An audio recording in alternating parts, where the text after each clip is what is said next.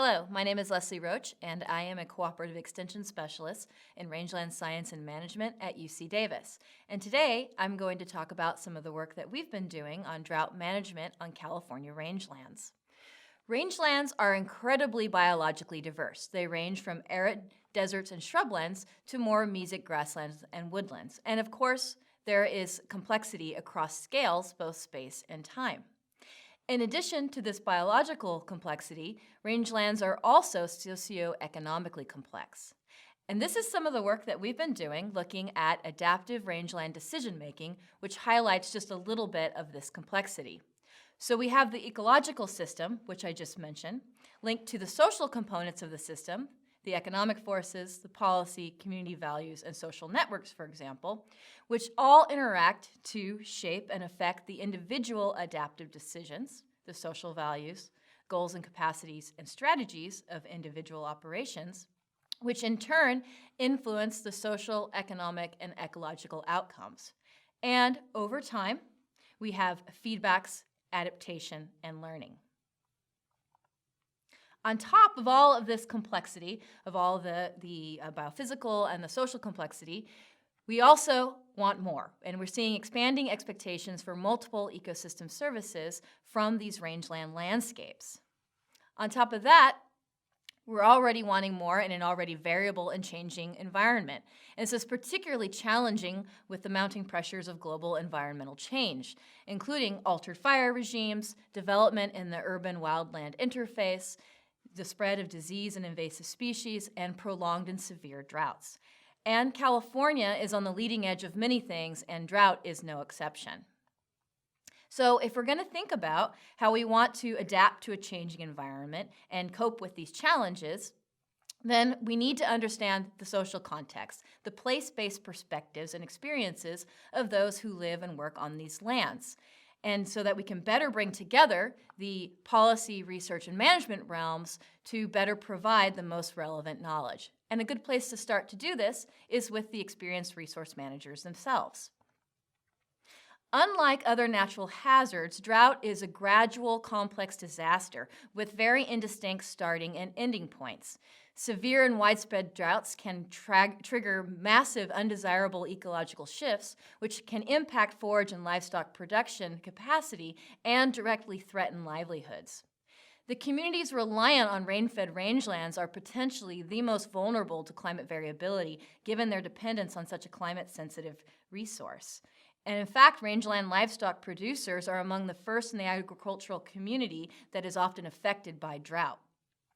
Drought has played a formative role in California's early history and has continued to do so with at least 6 multi-year droughts since 1960, including our very recent historic statewide drought. So with most family operations in California, family ranching operations being 3 generations or more in ranching, there's a lot of experience here that we can learn from. And we can particularly learn how we can effectively enhance drought adaptation capacity, which, as we know from our adaptive decision-making work, can potentially be influenced by a host of decision-making factors, including information resources, goal setting, and management capacity, or the management toolbox. To this end, we launched a series of survey efforts working with the California ranching community, starting with the California Rancher Decision-Making Mail Survey of 500 ranchers across the state. And this survey focused on several themes, including operator and operation demographics, information resources and operator values and beliefs, management goals and practices, and specifically focused on management for drought. In terms of drought management practices, we specifically asked about proactive practices, proactive drought management practices. What are the practices that managers use to plan for potential drought in the future? And what we found was that the primary tools, or the top 3 tools here in bold, really focused on conserving forage and actively managing risk. So the top practice was employing conservative stocking rates, which 35% of ranchers do. In terms of setting the stocking rates based on expected forage supply during less favorable years or dry or drought years, so that they can reduce the chances of having to sell animals during periods of unfavorable price markets. The second most popular was pasture rest, incorporating pasture rest into the system. About 24% of ranchers said they do this. And allowing pastures to rest allows them to recover and save and provide future forage resources. Also, about 22% of ranchers add what we can think of as a relief valve to the operation, in which they integrate multiple classes of animals, here cow-calf as well as younger yearling stocker animals, which allows them to be more flexible in their overall herd numbers. We also asked about reactive drought management practices. So what are the practices that ranchers use to respond to a current and ongoing drought? In terms of the primary tools or the most utilized practices across California, they tended to focus on managing impact to the bottom line, not surprisingly. Over 70% of ranchers said that they automatically, immediately reduce the herd size or purchase feed to maintain their core herd. The third most utilized practice was the use of government assistance programs such as disaster relief with 40% of ranchers. And another 40% of ranchers said that they use early weaning to reduce demands on mother cows when they're in their critical energy and nutrient requirement periods. And so those are the most commonly used reactive and proactive practices that we found, and think of them as the 7 primary or core practices identified. But we also wanted to know, do ranchers, a lot of them use a lot of the same practices, but do they put them together in the same ways? Do they use the same suite of practices, or is there variability across operations? And so based on rancher responses to those individual practice questions, focusing on reactive and proactive drought practices, we statistically identified classes of drought strategies that people use across California. And when we did this, we found that generally there are 4 broad classes or types of on-ranch drought management strategies that operations can be classified into. And these resulting classes span a gradient of increasing management intensity, or you can think of it as correlated to number of practices used, with Class 1 being the least intensive management practices used, and Class 4 having the greatest management intensity. And to give you an idea of some of the identifying practices and characteristics of these types of classes, we found that the classes ordered ranged from Class 1 here, which had very low adoption rates of any drought management practices. In fact, these tended to be smaller operations with no prior experience with drought. This ranged from Class 1 as we move along this gradient to classes with larger numbers of drought management practices used and increasing emphasis on proactive practices, which you can see here in yellow, as we move along this gradient. And these classes, particularly classes 3 and 4, they tended to be larger operations with access to more resources. In terms of how individual drought adaptation is enhanced by those decision-making factors, we define drought adaptation capacity by the number of drought practices, both reactive and proactive, because as we just saw, that's very important in defining the drought management strategies across California, as well as defining it by whether people had a drought management plan in place, whether they were doing active drought planning. And what we found was that indeed drought adaptation capacity was enhanced by information resources, so indicators like formal education level, as well as access to high quality and a high number of information resources, and a large number of generations in place on the ranch to contribute to that knowledge source.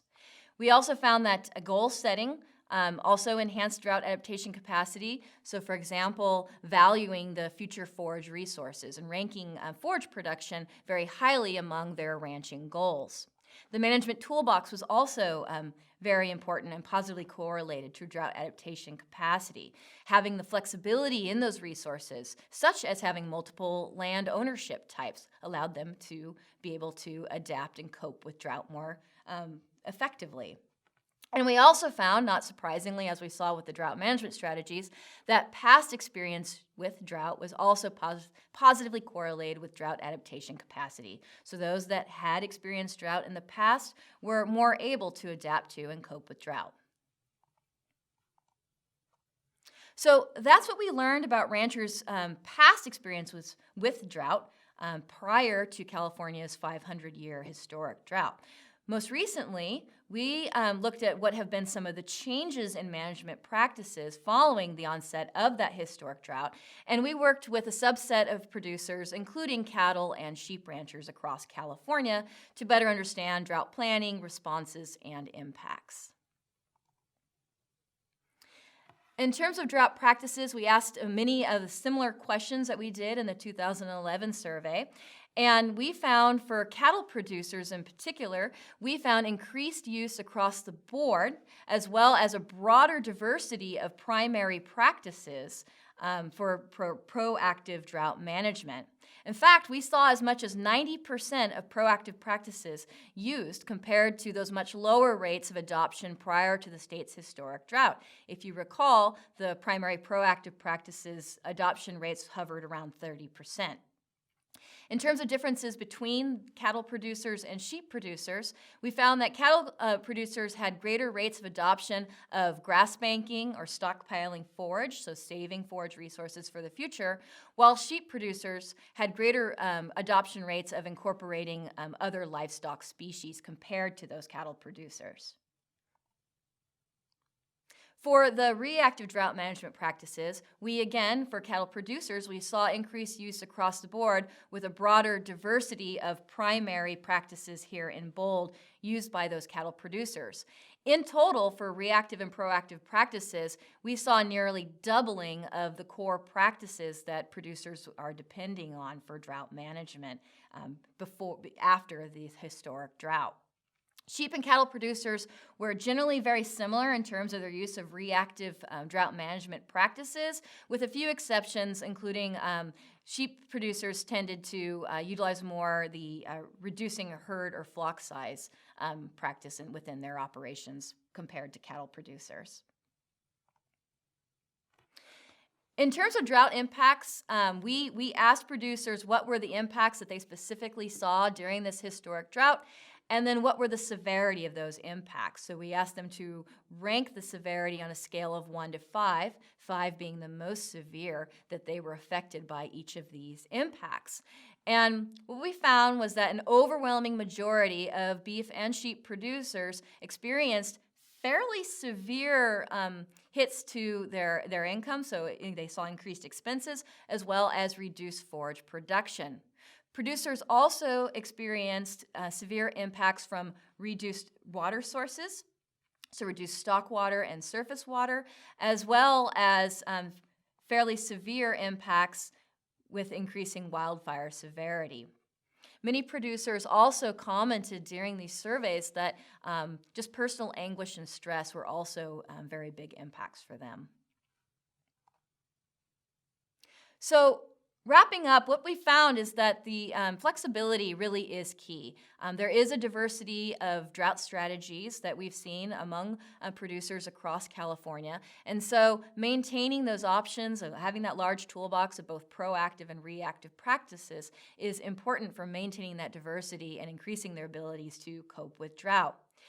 We found that capacity to cope with drought increases with not only that toolbox, but also with information networks and goal setting, and particularly in valuing future forage resources. And so given this diversity of drought management strategies across California, policymakers and planners should really take into account this diversity and supporting that and providing a suite of management and policy options to reduce the vulnerability across all types of ranching operations. You can find supporting research and extension information from this work on our Rangeland Drought Hub, as well as hear directly from ranchers themselves through the project Voices from the Drought. And this project was inspired by Caroline Henderson's Letters from the Dust Bowl and captures the stories of 50 farmers and ranchers who were in the midst of California's historic drought at the time. You can find more informative presentations covering ranch water quality topics on the UC Rangelands website, and look for the Water Quality Information Hub or direct your web browser to the URL shown on this slide.